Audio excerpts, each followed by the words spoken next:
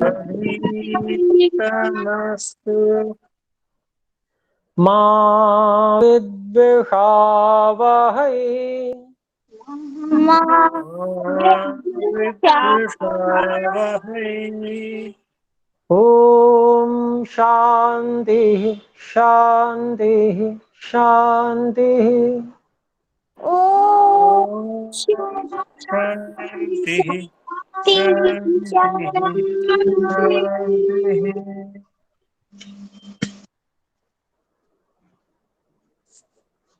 वाल्मीकि रामायण की कक्षा हम आरंभ करते हैं और इसमें वाल्मीकि रामायण में प्रथम जो बाल कांड है उसका 22वां सर्ग चल रहा था हमारा। इसमें कि 9 श्लोक हम पढ़ चुके हैं और इस पूर्व सर्ग में गंगा के तट पर सभी ऋषियों के साथ में रात्रि व्यतीत करने के बाद में श्री राम आगे बढ़े और वहां पर फिर उन्होंने विशाला नाम की एक नगरी देखी। तो उसी नगरी के विषय में श्री राम जी विश्वामित्र महामुनि जी से पूछ रहे थे कि इस विशाल नगरी पे कौन सा राजवंश राज्य कर रहा है, उसके बारे में जानना चाहता हूं। तो इस बात का उत्तर महर्षि विश्वामित्र जी दे रहे हैं। तो 10वें श्लोक को हम आज पढ़ते हैं। इक्ष्वाकोस्तु नरव्याघ्र पुत्रः परमधार्मिकः अलम्बुसायामुत्पन्नो विशाल इति विश्रुतः।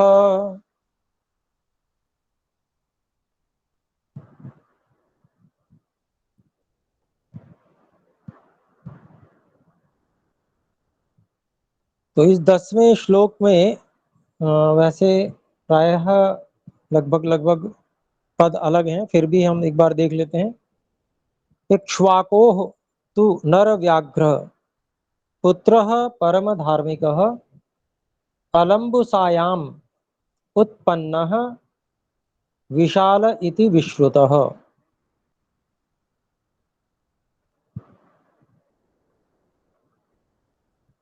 तो इसका हम अन्वय करते हैं। हे नरव्याघ्र इक्ष्वाकोः तु परमधार्मिकः पुत्रः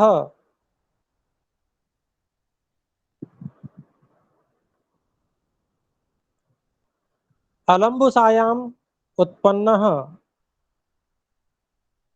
विशाल इति नामना विश्रुतः। नामना हमने लगा लिया।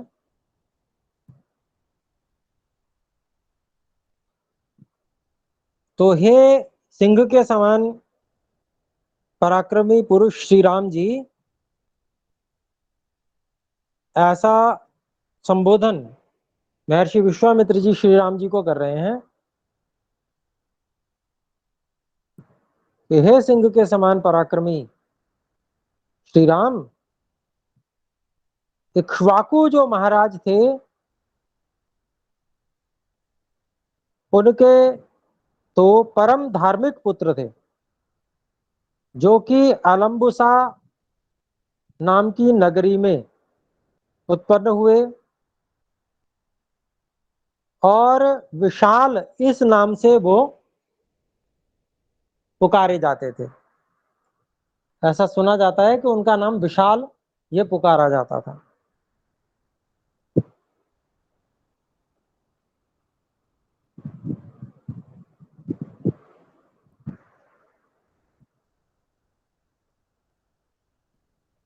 क्षम्यताम, ये अलम्बुसा माता का नाम है, नगरी का नहीं बल्कि माता का नाम है। तो अलम्बुसा नाम की जो रानी थी महाराजा इक्ष्वाकु की, उनके गर्भ से जो उत्पन्न हुए थे उनका नाम विशाल था। इस नाम से वो विशाल नाम के उनके पुत्र थे। उसके आगे फिर 11वें श्लोक में उन्होंने क्या किया उसके बारे में बता रहे हैं। मैं 11वां श्लोक पढ़ता हूं। तेन चासीदिह स्थाने विशालेति पुरी कृता संप्रति पुरीं शासति सुमतिर्नाम दुर्जयः।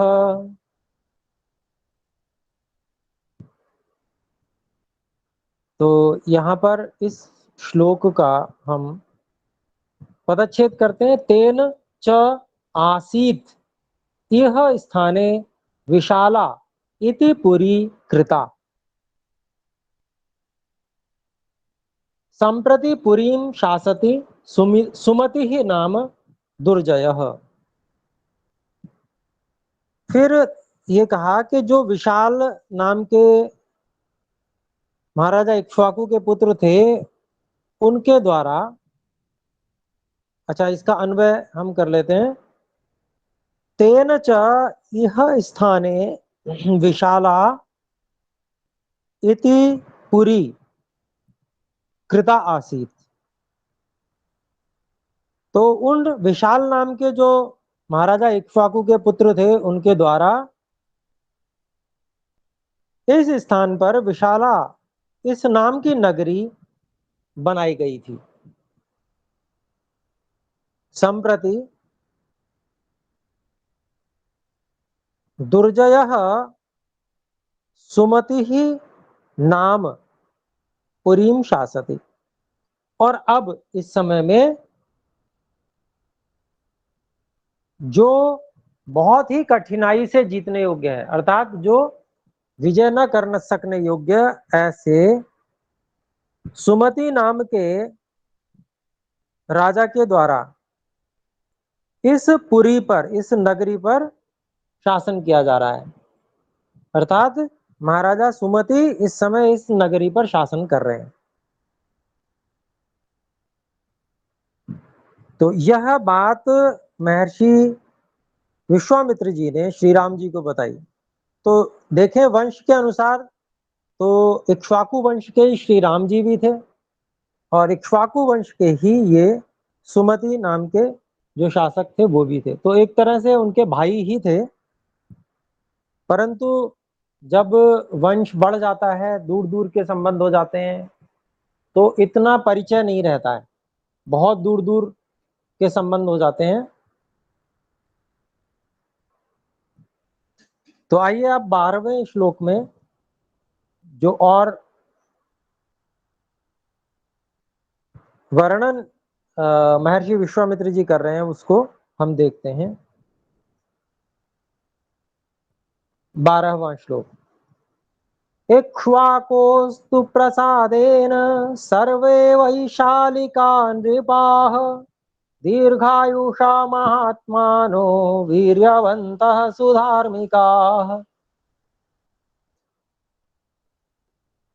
अब इसका हम पदच्छेद करेंगे। इक्ष्वाकोः प्रसादेन तु वैशालिकाः सर्वे नृपाः दीर्घायुषा महात्मानः वीर्यवन्तः सुधार्मिकाः आसन। आसन हमने लगा दिया बहुवचन लंग लकार का।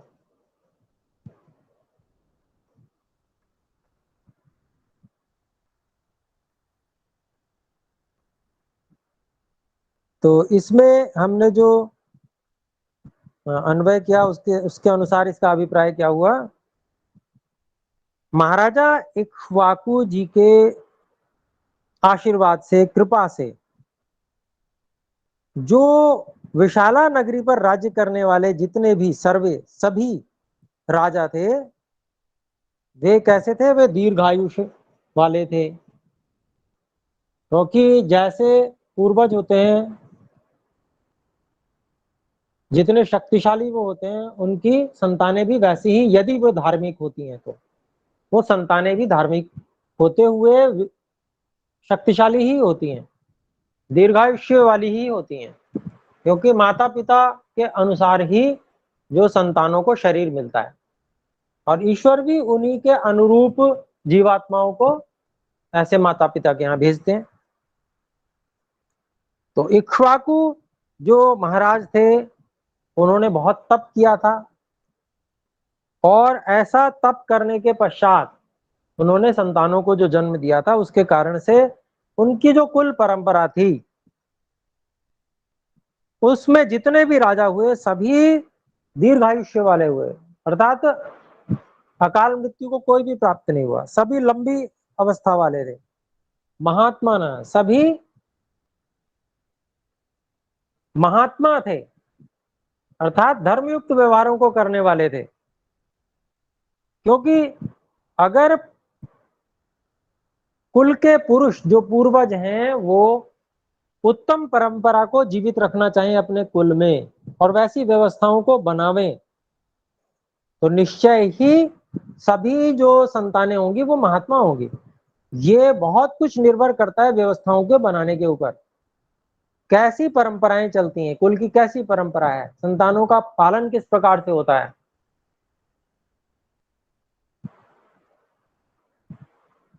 किस प्रकार से उनको व्यवहार सिखाया जाता है।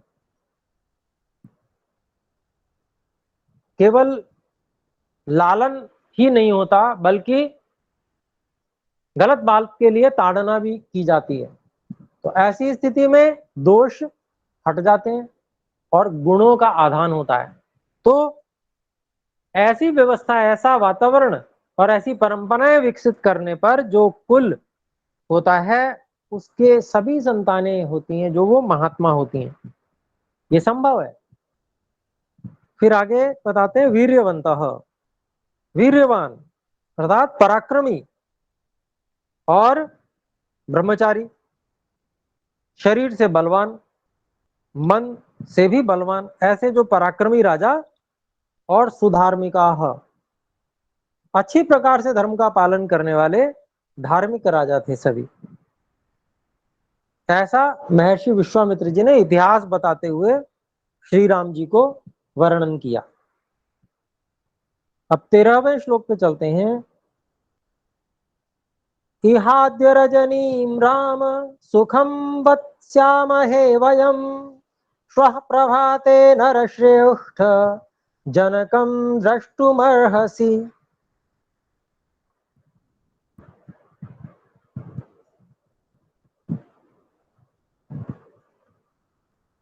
तो इस श्लोक में भी हम पदों को अलग अलग करते हैं। इह अद्य रजनीं राम सुखम वत्स्यामहे वयम श्वः प्रभाते नरश्रेष्ठ जनकम द्रष्टुम अर्हसि। प्रायः अलग अलग ही हैं पद। इसका अन्वय देखते हैं।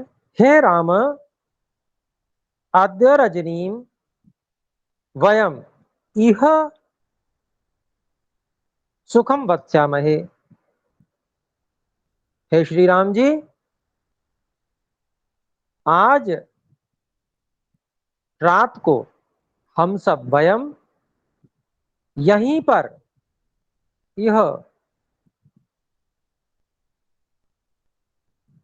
सुखम वत्स्यामहे सुख से बसेंगे, रहेंगे। फिर आगे कहते हैं नरश्रेष्ठ श्वः प्रभाते जनकम द्रष्टुमर्हसि। हे नरश्रेष्ठ श्री राम, कल सुबह श्वः प्रभाते कल सुबह हम महाराजा जनक को देख सकते हैं, क्योंकि उतने समय में हम मिथिला पहुंच जाएंगे और मिथिला पहुंच जाएंगे तो महाराजा जनक के दर्शन कर लेंगे। तो ऐसा विश्वामित्र जी महामुनि जी ने श्री राम जी से कहा। अब 14वें श्लोक पे चलते हैं। 14वां श्लोक है सुमतिस्तु महातेजा विश्वामित्रमुपागतम् श्रुत्वा नरवरश्रेष्ठ प्रत्यागच्छन् महायशाः। इसका पदच्छेद, सुमति तु महातेजा विश्वामित्रम उपागतम श्रुत्वा नरवरश्रेष्ठ प्रति आगच्छन् महायशाः। और इसका अन्वय है, महातेजाः महायशाः सुमतिः तु विश्वामित्रम् उपागतम् श्रुत्वा नरवरश्रेष्ठः प्रति आगच्छन्।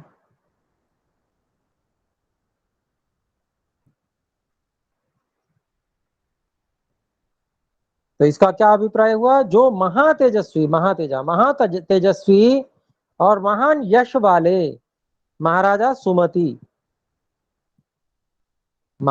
सुमति ने तो विश्वामित्रम उपागतम श्रुत्वा, महामुनि विश्वामित्र जी को आया हुआ सुनकर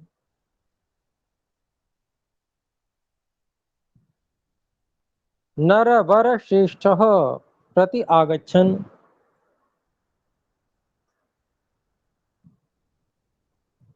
जो सभी मनुष्यों में विशेष रूप से जो श्रेष्ठ हैं,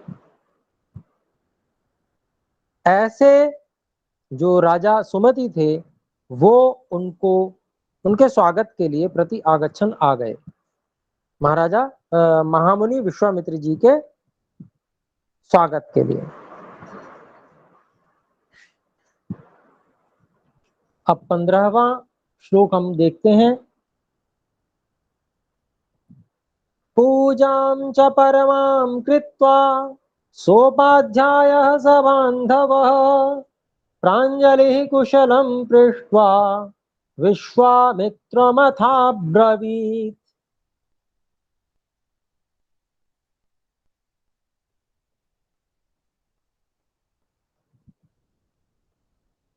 अब इस श्लोक का पदों को अलग अलग देखते हैं।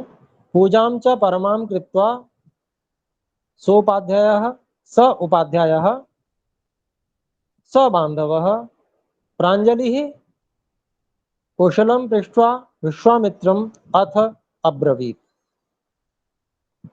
और इसका अब अन्वय करते हैं हम।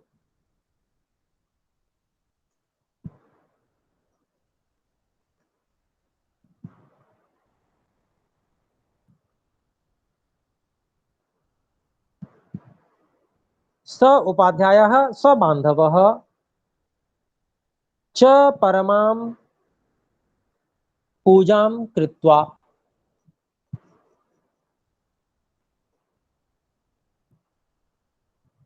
कुशलं पृष्ट्वा अथ विश्वामित्रम् अब्रवीत्, अथ विश्वामित्रं प्राञ्जलिः भूत्वा अब्रवीत्। तो इस प्रकार से हमने क्रम में लगाया शब्दों को और इसका अभिप्राय करते हैं, देखते हैं। स उपाध्यायः अपने आचार्य गुरु के साथ में, स बांधव अपने बंधु बांधवों के साथ में,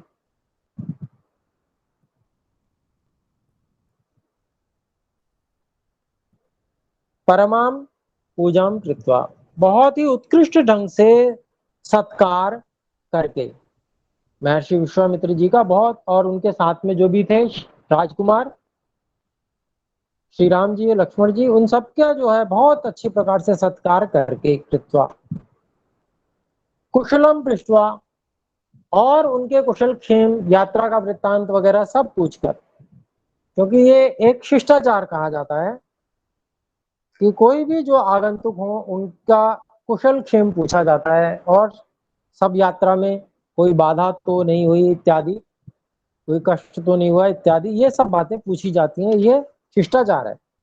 तो ये सब पूछकर और महर्षि विश्वामित्र जी के सामने दोनों हाथ जोड़कर, प्रांजलि भूत्वा, दोनों हाथ जोड़कर बोले। जो महाराजा सुमति हैं उनकी चर्चा चल रही है कि वे उन्होंने क्या क्या किया। तो उन्होंने बांधवों के साथ में आकर और अपने गुरुजनों आचार्यों के साथ में आकर उन सब की, जो आगंतुक थे उन सब की बहुत उत्तम पूजा की, अर्थात बहुत सत्कार किया उनका, उनका कुशल क्षेम पूछा। और फिर दोनों हाथ जोड़कर महर्षि विश्वामित्र जी से ये बोले। क्या बोले? अगले श्लोक में कहते हैं, 16वें श्लोक को पढ़ते हैं, जो इस सर्ग का अंतिम श्लोक है।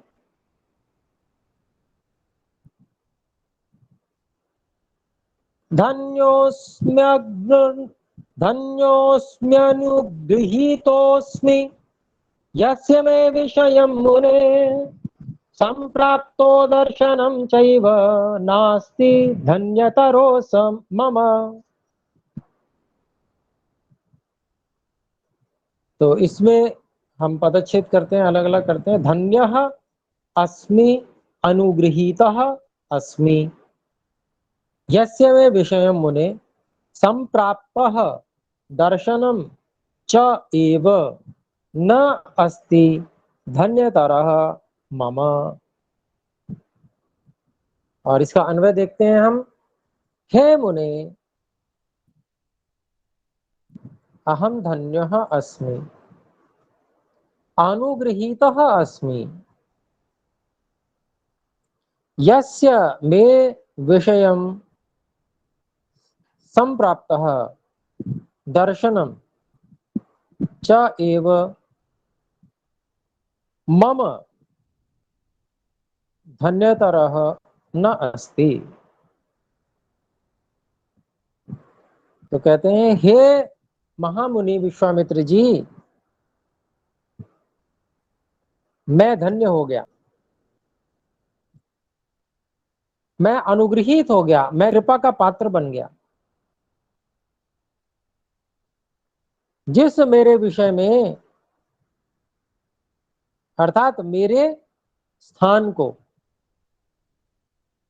आप प्राप्त हुए हैं, संप्राप्त, आप आए हैं। और दर्शनम चैव, और आपने मुझे दर्शन दिया है। महर्षि विश्वामित्र जी, आप आए हैं और मुझे दर्शन दिया है, जो मेरे यहाँ पर आप आए हैं, इससे मैं अनुग्रहित हो गया, कृपा का पात्र बन गया, और मैं धन्य हो गया, मेरा जीवन धन्य हो गया। ये उन्होंने ऐसे शब्द कहे प्रसन्नता पूर्वक। और फिर अंत में ये कहा कि मुझसे अधिक और कोई बड़ा धन्य नहीं है, अर्थात मैं सबसे बड़ा धन्य भाग्य वाला बन गया, जो आपके दर्शन हुए, आप मेरे यहाँ आए। तो इस प्रकार से महर्षि विश्वामित्र जी का स्वागत, सत्कार और उनको, उनसे विनम्रता पूर्वक उनको स्वागत किया है, इस प्रकार से कि मैं जो हूं धन्य हो गया, इस प्रकार से। तो ऐसे वचन कहने से जो व्यक्ति होते हैं, जो आगंतुक होते हैं, उनका बहुत बड़ा सत्कार होता है, और उनके प्रति एक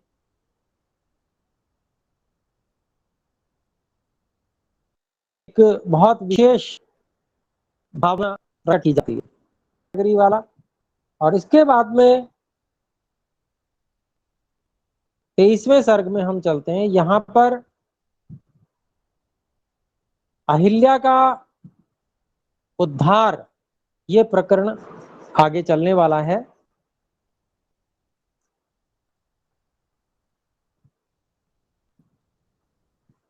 और अनेक प्रकार की जो अहिल्या वाली कथा है, इसमें बहुत प्रकार की किंवदंतियां, लोगों का अनेक प्रकार से उसको कहना। तुलसीदास जी जो रामचरितमानस के बनाने वाले हुए, उनका भी कुछ एक अलग सा मत है। लेकिन अब यहाँ पर हम महर्षि वाल्मीकि जी ने क्या कहा उसको देखेंगे।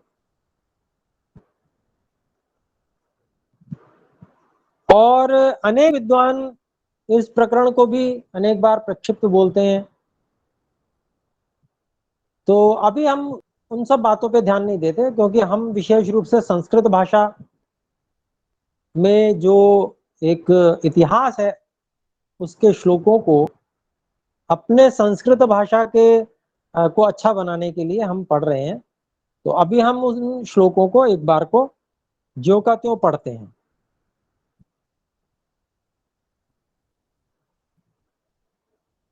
तो यहाँ पर त्रयोविंश सर्ग 23वां सर्ग है।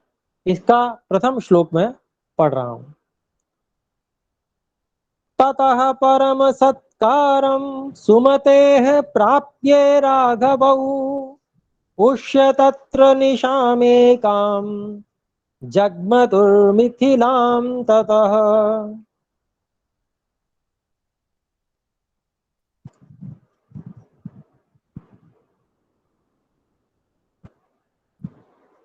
तो यहाँ पर इसका हम पदच्छेद करते हैं। ततः परम सत्कारम सुमतेः प्राप्ये राघवौ उष्य तत्र निशाम एकाम जग्मतुः मिथिलां ततः। तो इस का हम अन्वय करते हैं। राघवौ राघवौ ततः सुमतेः परम सत्कारम प्राप्ये।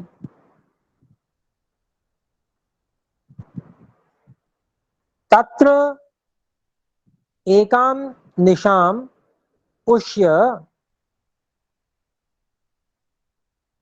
ततः मिथिलां जग्मतुः। ये हमने वाक्य को सीधा करके लगा लिया हिंदी के अनुसार। तो राघवौ मतलब रघुकुल के जो दो राजकुमार थे, श्री राम जी और लक्ष्मण जी।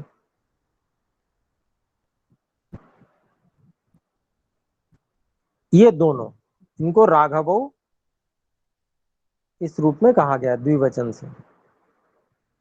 तो श्याम और लक्ष्मण वहां से महाराजा सुमिति से परम सत्कार, बहुत उत्तम सत्कार को प्राप्त किए दोनों जने। यहाँ प्राप्त, ये भी द्विवचन है। फिर कहते हैं, देखिए, तत्र वहां एकाम निशाम, एक रात्रि को, पुष्य निवास करके, एक रात्रि बिताकर, अर्थात एक रात्रि वहां रहकर, ततः मिथिलाम जगमतु, वहां से मिथिला नगरी की ओर चल पड़े, गए।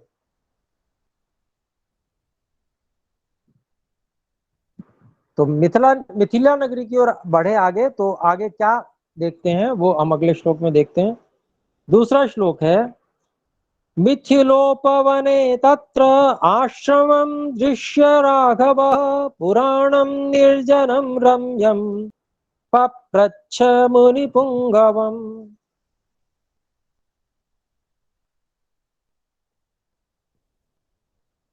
इसका पदच्छेद करें। मिथिला उपवने, मिथिलोपवने, मिथिला उपवने तत्र आश्रमं दृश्य राघवः पुराणं निर्जनं रम्यं पप्रच्छ मुनिपुंगवम्।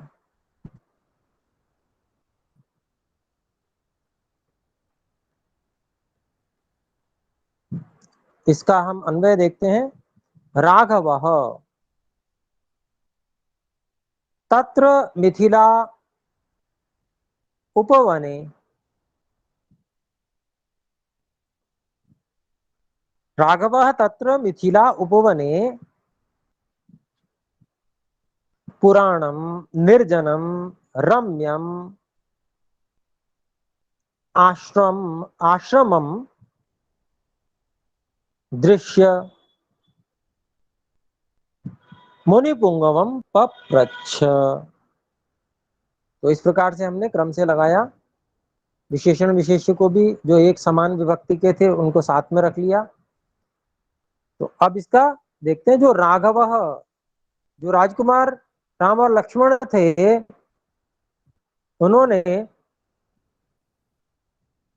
वहां पर मिथिला जो जाते समय जो उपवन पड़ता था, अर्थात उसके बीच में मिथिला जाते समय जो उपवन, छोटे छोटे जंगल या कहें बाग बगीचे, वहां पर उपवने। पुराणम पुराना, निर्जनम जहां पर और कोई भी व्यक्ति रहता नहीं है, निर्जन। रम्यम लेकिन बहुत सुंदर है, ऐसा। रमणीय। आश्रमम, आश्रम को दृश्य देखकर। मुनि पुंगवम, मुनियों में जो श्रेष्ठ महर्षि विश्वामित्र जी हैं, उनसे पप्रच्छ, पूछा। क्या पूछा? अगले श्लोक में है। वो वर्णन किया कि जब वो मिथिला के लिए चले तो वहां पर उन्होंने जो उपवन देखे, वहां पर एक आश्रम जैसा उनको दिख पड़ा, बड़ा सुंदर सा था, लेकिन कोई वहां था नहीं। तो उसके बारे में वो उन्होंने महर्षि विश्वामित्र जी से पूछा। तीसरा श्लोक है।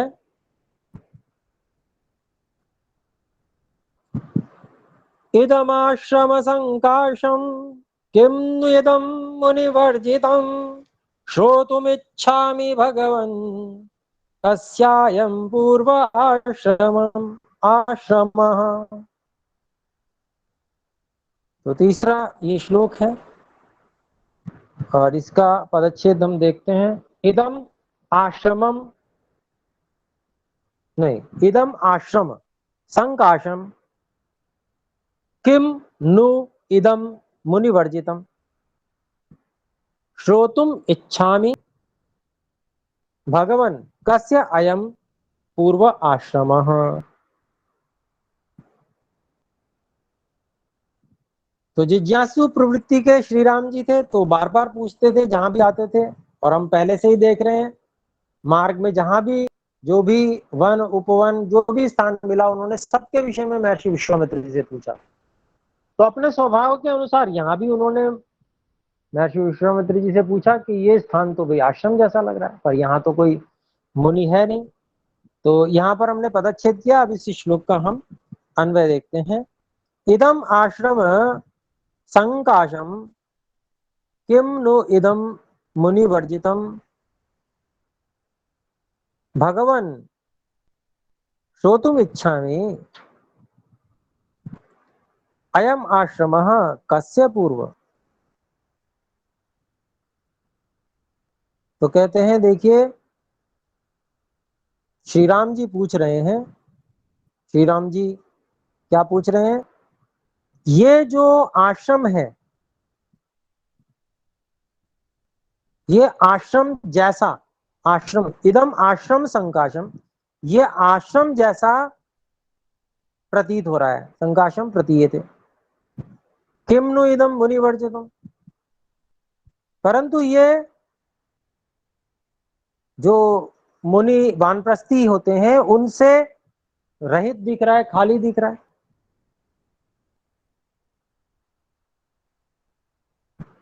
तो हे भगवान, हे महामुनि विश्वामित्र जी, ये मैं सुनना चाहता हूं आपसे, जानना चाहता हूं आपसे कि यह आश्रम पहले किसका था। तो यह प्रश्न उन्होंने महर्षि विश्वामित्र जी से तीसरे श्लोक में किया है। तो आइए चौथे श्लोक में हम चलते हैं। चौथा श्लोक है। तच्छ्रुत्वा राघवेणोक्तम वाक्यम वाक्य विशारदः प्रत्युवाच महातेजा विश्वामित्रो महामुनिः। पदच्छेद है। तच्छ्रुत्वा राघवेण उक्तम वाक्यम वाक्य विशारदः प्रति उवाच महातेजा विश्वामित्रः महामुनिः। और इसका अन्वय है।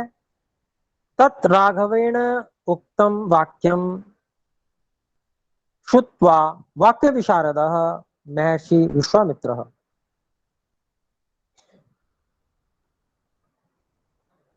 महातेजाः महामुनि विश्वामित्रः प्रति उवाच। तो कहते हैं कि वह जो श्री राम जी के द्वारा कहे गए वाक्य को सुनकर, श्रुत्वा, वाक्य विशारद अर्थात जो बहुत विद्वान है, वाक्य को, वाक्य संरचना को जानने वाले हैं, उसमें निष्णात हैं, प्रवीण हैं, ऐसे वाक्य विशारद महातेजस्वी महामुनि विश्वामित्र जी ने प्रति उवाच, उसका उत्तर दिया। अगला सूत्र, अगला श्लोक है 5वां। गौतमस्य नरश्रेष्ठ आश्रमोऽयं महात्मनः सचेह तप अतितिष्ठ दहल्या सहिता पुरा।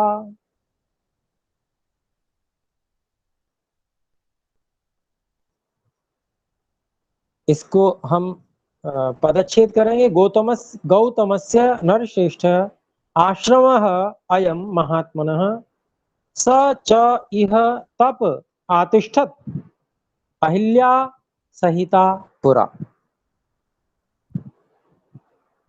इसका हम अन्वय देखते हैं। हे नरश्रेष्ठ, अयम आश्रमः महात्मनः गौतमस्य, आसीत, आसीत लगा लेंगे हम।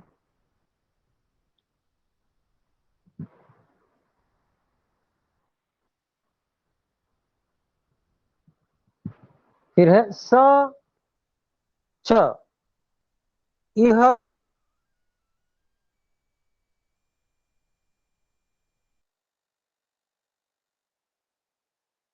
तपः आतिष्ठत। तो हे नरश्रेष्ठ श्री राम जी, यह आश्रम महात्मा गौतम जी का था और उन्होंने यहाँ पर तप तपा अर्थात योगाभ्यास किया। कैसे? पूर्व काल में अहिल्या के साथ में यहाँ पर उन्होंने तप को तपा था।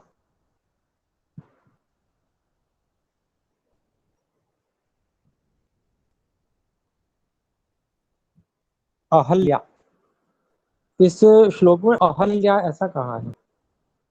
तो जो प्रसिद्ध है उसमें ह में ई की मात्रा प्रसिद्ध है, परंतु यहाँ पर जो श्लोक मिल रहे हैं वो अहल्या के नाम से मिल रहे हैं, अहिल्या नहीं है, अहल्या। तो हम सुधार कर लें।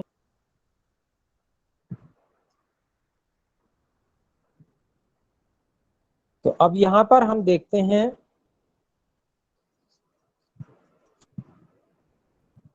तो पूर्व काल में अहल्या के साथ में महर्षि गौतम जी ने इस आश्रम में तप तपा था, तप का अनुष्ठान किया था।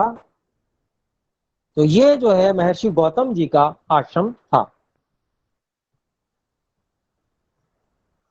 फिर पूरी बात बताने के लिए अगला श्लोक कहते हैं आगे भी। कदाचित् दिवसे राम ततो दूरं गते मुनौ तस्यान्तरं विदित्वा तु सहस्राक्षः शचीपतिः।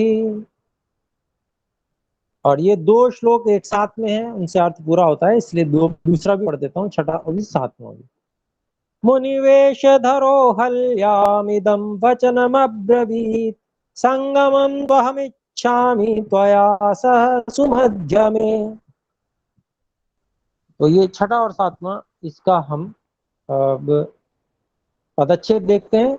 कदाचित दिवसे राम ततः दूरम गते मुनौ तस्य अंतरम विदित्वा, तस्य अंतरम विदित्वा तु सहस्राक्षः शशीपतिः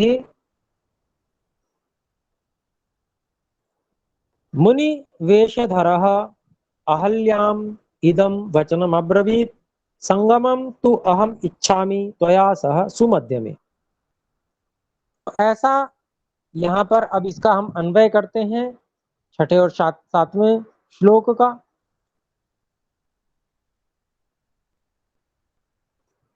हे राम, कदाचित दिवसे ततः दूरं मुनौ गते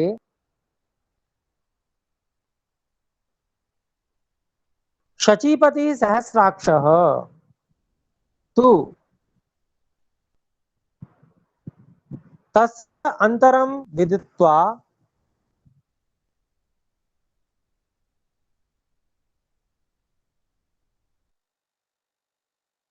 फिर आगे देखते हैं, अहल्याम इदं वचनम अब्रवीत,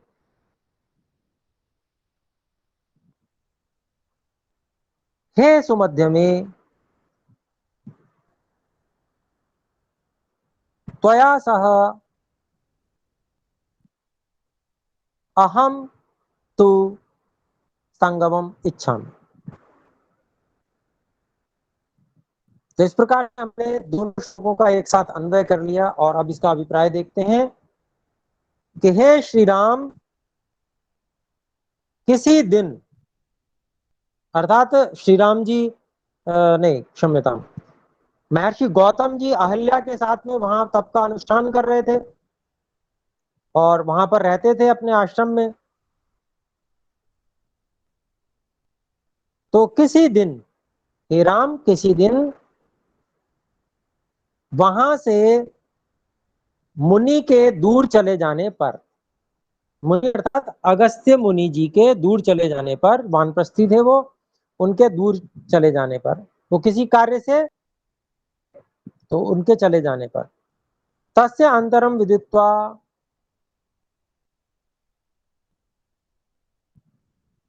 मुनि जी को अर्थात महर्षि अगस्त्य जी को दूर जानकर, तू सहस्राक्षः शचीपति, शचीपति सहस्राक्षः, तो जो शची के पति, शची नाम की स्त्री के जो पति थे, ऐसा सहस्राक्ष नाम का व्यक्ति,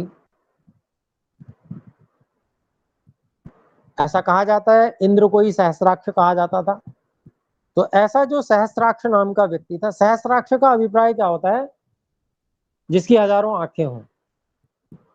तो कौन होता है ऐसा जिसकी हजारों आंखें हो? जो जिसके बहुत सारे गुप्तचर हों, तो वो सहस्राक्ष होता है।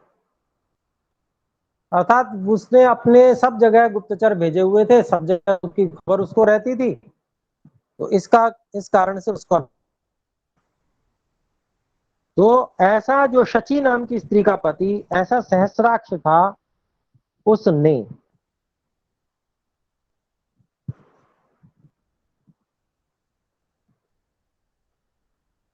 ऋषि अगस्त्य जी को दूर जानकर,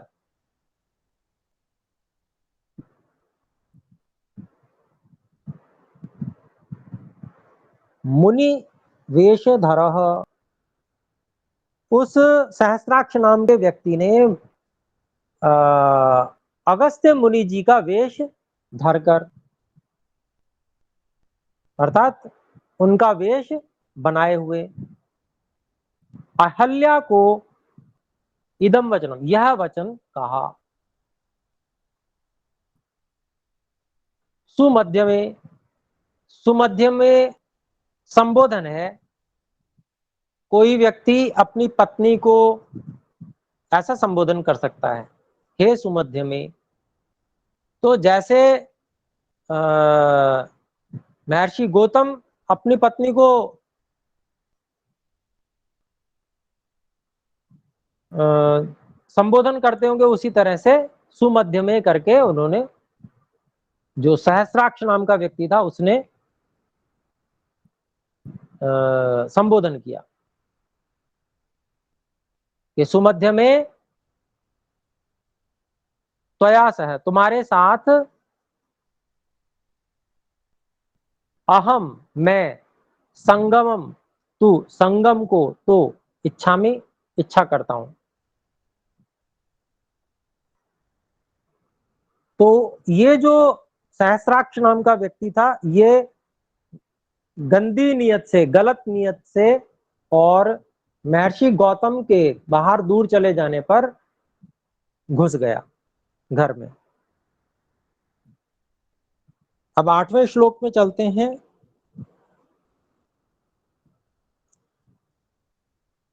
मुनिवेशम सहस्राक्षम विज्ञाय रघुनंदन मतिम चकार दुर्मेधा देवराज कुतूहलात्।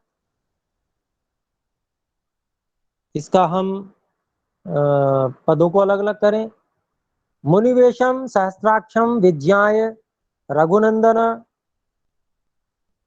मतिम चकार दुर्मेधा देवराज कुतूहलात्। लगभग अलग अलग ही हैं सभी पद, और इसको हम अन्वय में लगाते हैं। हे रघुनंदन मुनिवेशम सहस्राक्षम विज्ञाय अपि, अपि हमने लगा दिया अपनी ओर से समझने के लिए। हे रघुनंदन मुनिवेशम सहस्राक्षम विज्ञाय अपि दुर्मेधा अहिल्या देवराज कुतूहलात् मतिम चकार। मतिम के स्थान पे हमने अनु और लगा दिया, अनुमतिम चकार।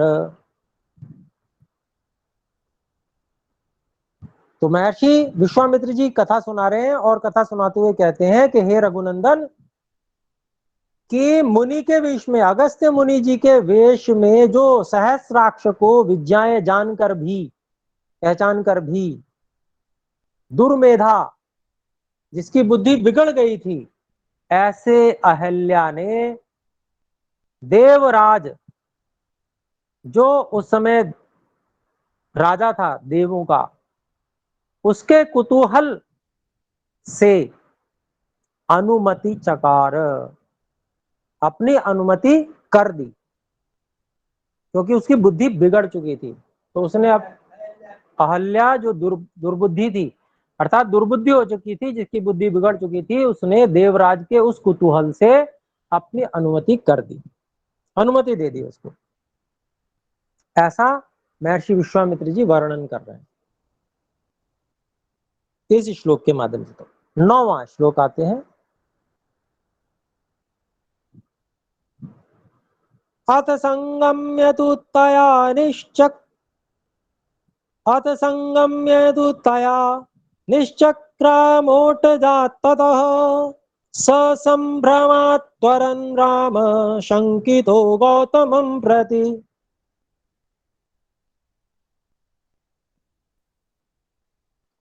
तो इसको अलग अलग करते हैं। अथ संगम्य तु तया निश्चक्र आमोटजात् ततः संभ्रम संभ्रमात् सह संभ्रमात् त्वरन् राम शंकितः गौतमं प्रति। तो राम यहाँ पर संबोधन के लिए महर्षि विश्वामित्र जी श्री राम को संबोधन करके और कह रहे हैं।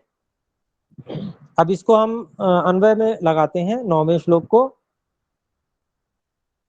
हे राम अथ तया संगम्य तू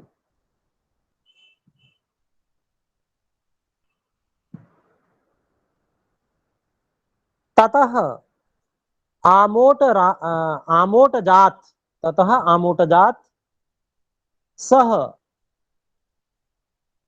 गौतमं प्रति संभ्रमात् शंकितः त्वरन्।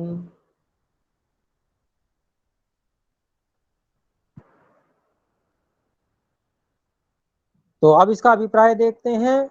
अथ तया संगम्य, और उससे संगम करके, तो ततः वहां से, आमोटजात,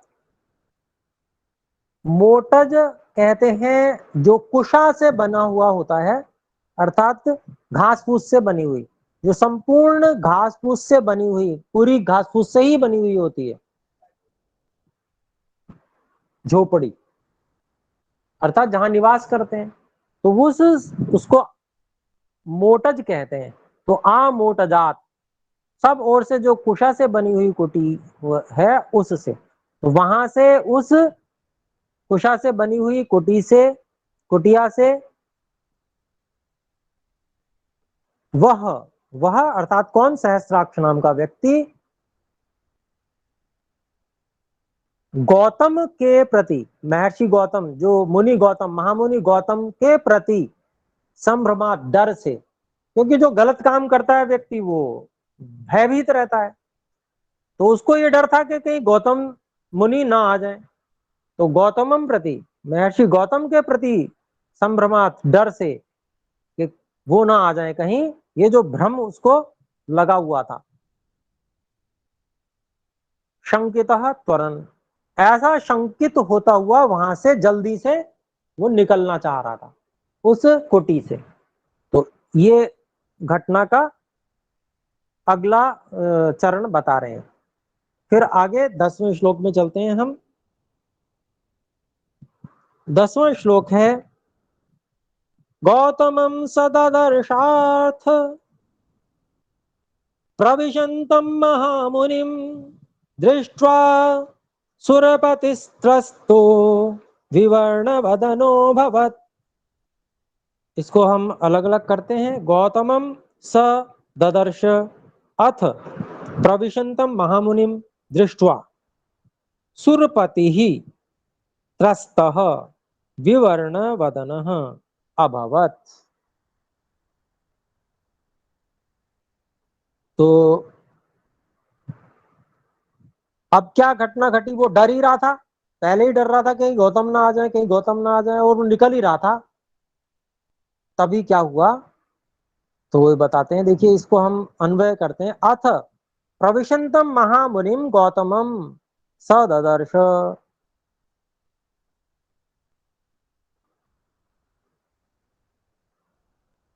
फिर आगे कहते हैं दृष्ट्वा सुरपति ही त्रस्तः विवर्ण वदनः अभवत्। तो कहते हैं कि और आते हुए प्रविशंतम, यानी कि आश्रम में प्रवेश करते हुए, कुटी तो आश्रम के अंदर है, लेकिन आश्रम का जो मुख्य द्वार है वो दूर है, लेकिन आश्रम में प्रवेश करते हुए महामुनि अगस्त्य को, और आश्रम में प्रवेश करते हुए महामुनि अगस्त्य को, क्षम्यताम, महामुनि गौतम को, तो आश्रम में प्रवेश करते हुए महामुनि गौतम को उसने देखा, अर्थात जिसका उसको शक था, जिसके लिए वो शंकित था, वही काम हो गया। तो उसने गौतम मुनि को प्रवेश करते हुए, महामुनि गौतम को आश्रम में प्रवेश करते हुए देखा। दृष्टा दृष्टवा सुरपति ही, जो सुरों का पति था, सुर देवताओं को कहता है, देवों को कहते हैं देवों का पति, देवों का स्वामी। तो उस समय वो जो देवलोक नाम की जगह होगी, उस देवलोक नाम की जगह का वही राजा हुआ करता होगा, लेकिन वह बिगड़ गया होगा, ऐसा हुआ होगा, क्योंकि जिस राजा के प्रति, जिस राजा के ऊपर सभा न्यायकारी नहीं होती है, उस पर नियंत्रणकारी नहीं होती है सभा, ऐसा राजा बिगड़ जाया करता है। ऐसा महर्षि दयानंद सरस्वती जी भी सत्यार्थ प्रकाश में लिखते हैं। तो समय समय पर ऐसे ऐसी व्यवस्थाएं, दुरावस्थाएं भी बदल होती रहती थी। तो ऐसी उस समय दुरावस्था रही होगी, जिसके कारण से वो निरंकुश हो गया होगा राजा। तो उसी राजा के बारे में कहते हैं दृष्ट्वा सुरपति, सुरपति अर्थात वो जो राजा, देवों का राजा था, उसने उन महामुनि गौतम को देखकर वो कैसा हो गया, त्रस्तः, भयभीत हो गया, विवर्ण वदन, उसका मुंह का, चेहरे का रंग फक पड़ गया, पीला पड़ गया, कहते हैं ना लोक में, सफेद हो गया। रंग जो सामान्य रूप से व्यक्ति का आत्मविश्वास से युक्त होता है, चेहरे का रंग अलग होता है। लेकिन जो व्यक्ति इस प्रकार का गलत काम करने वाला हो उसका तो चेहरे का रंग उड़ ही जाएगा। तो विवर्ण वदना अभवत, वो बिगड़े हुए रंग के चेहरे वाला हो गया। अब हम 11वें श्लोक पे चलते हैं। 11वां श्लोक है, अथ दृष्ट्वा सहस्राक्षं मुनिवेशधरं मुनिः दुर्वृत्तं वृत्तसम्पन्नः दुर्वृत्तं वृत्तसम्पन्नो रोषाद्वचनमब्रवीत्। तो 11वां श्लोक, इसका हम अलग अलग करते हैं शब्दों को, पदों को। अथ दृष्ट्वा सहस्राक्षम मुनि वेशधरम, सहस्राक्षम मुनि वेशधरम मुनि दुर्वृत्तम वृत्त संपन्न शेषात नहीं रोषात, क्षमता, रोषात वचनम अब्रवीत। तो इसका हम अन्वय भी कर लेते हैं। मुनि ही अथ मुनि ही अर्थात गौतम मुनि, अथ गौतम मुनि ही मुनि वेशधरम सहस्राक्षम दृष्ट्वा वृत्त संपन्न दुर्वृत्तम रोषात वचनम अब्रवीत। तो कहते हैं अब और जो गौतम मुनि थे उन्होंने अपने जैसा मुनि वेश धर्म अर्थात अपने जैसा वेश बनाए हुए सहस्राक्ष नाम के व्यक्ति को देखकर, दृष्टवा देखकर,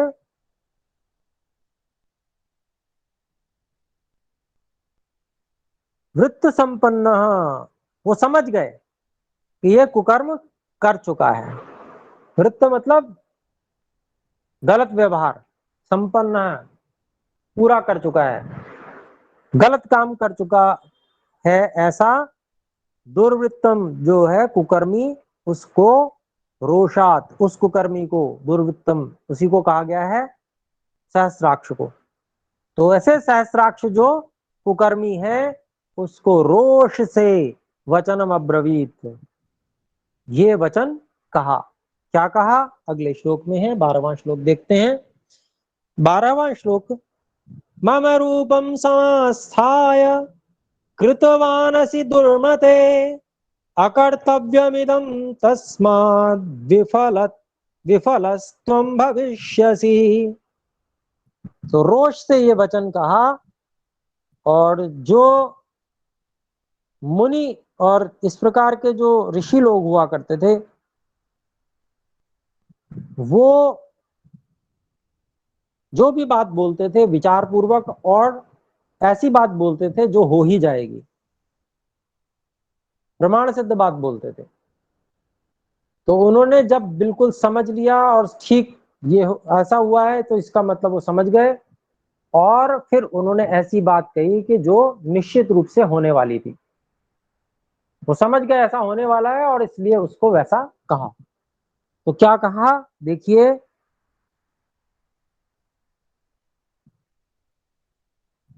दुर्मते मम रूपम समास्थाय, हे जिसकी बुद्धि बिगड़ चुकी है ऐसे सहस्राक्ष, मम रूपम समास्थाय, मेरे समान रूप को बनाकर तूने जो कार्य किया है, क्या अकर्तव्यमिदम, ऐसा कार्य किया है जो यह कार्य करने योग्य नहीं था। तस्मात इसलिए, विफलः संतान रूपी फलहीन तू हो जा, संतान रूपी फल से हीन हो जाए, विफलः त्वं भविष्यसि, तू हो जाएगा। क्योंकि जो व्यक्ति कुकर्मी होता है उसमें से जो उसकी जो सामर्थ्य है, संतान उत्पादक सामर्थ्य है, वो भी समाप्त हो जाती है। क्योंकि वो मन से बुरा हो जाता है, मन से इतना बुरा हो जाता है कि उसकी कामेच्छा बार बार बढ़ती रहती है और वह ब्रह्मचारी नहीं रह पाता। तो संतान तो उसी को होती है जो ब्रह्मचर्य से युक्त होता है, उसी को उत्तम संतान मिलती है। तो इस प्रकार से उन्होंने रोष से यह वचन कहा। 13वां श्लोक देखते हैं। 13वां श्लोक हम अगली बार देखेंगे क्योंकि समय हो चुका है।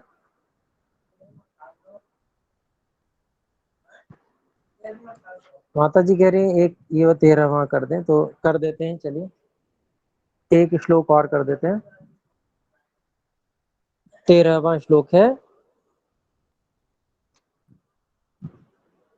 तथा शप्त्वा स वै शक्र महल्यामभिषप्तवान् वर्ष सहस्राणि तपयन्ति भस्मशायिनी।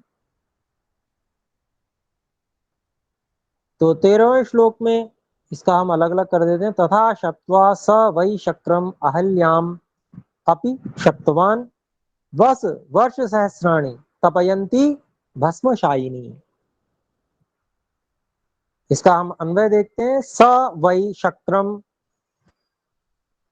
तथा शप्त्वा अहल्याम अपि शप्तवान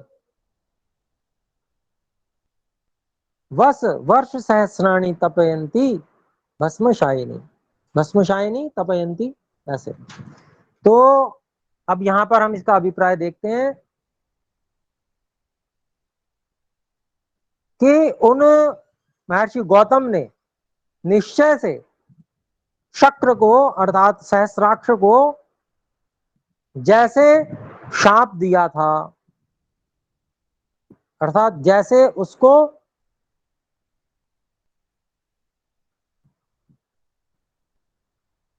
उसका भविष्य जो जान करके तुम ऐसे हो जाओगे, ऐसा उन्होंने कहा था, क्योंकि ऐसे काम करने वाले ऐसे ही हो जाते हैं। तो ऐसा जो कहा था ऐसे ही अहिल्या को भी उन्होंने शाप दिया, शप्तवान। क्या? वर्ष सहस्राणी, आप बहुत सारे वर्षों तक, अनेकों वर्षों तक रहो। कैसे? भस्मशायिनी, यज्ञ की जो भस्म होती है उस पर सोने वाली, तपयंती, तप से तपती हुई रहने वाली तुम रहो। तो ऐसी अहल्या को भी उन्होंने ऐसा शाप दिया। क्यों शाप दिया? क्योंकि जो जिसके दोष को जिसका दोष पता चल जाता है और वो जग के सामने उजागर हो जाता है, तो वो कभी किसी के सामने सिर उठा के जी नहीं सकता। तो ऐसा दोष अहिल्या को अभी उजागर हो गया। इसके कारण से अब उसके सामने और कोई चारा भी नहीं था कि वो सिर झुका के ही जिए, किसी से सिर उठा के बात ना कर सके। तो इसी रूप में फिर उसने अपने जो त्रुटि है, गलती है, उसका प्रायश्चित करने के लिए ये तप जो है उसने स्वीकार किया अहल्या ने। तो जो ये कहा जाता है पत्थर की बन जा, ऐसा शाप दिया था और पत्थर की बन गई थी, ये बिल्कुल झूठ बात है। महर्षि वाल्मीकि ने ऐसा कुछ भी यहाँ नहीं लिखा है। तो आइए एक बार ओम का उच्चारण करें और इस कक्षा को समाप्त करते हैं।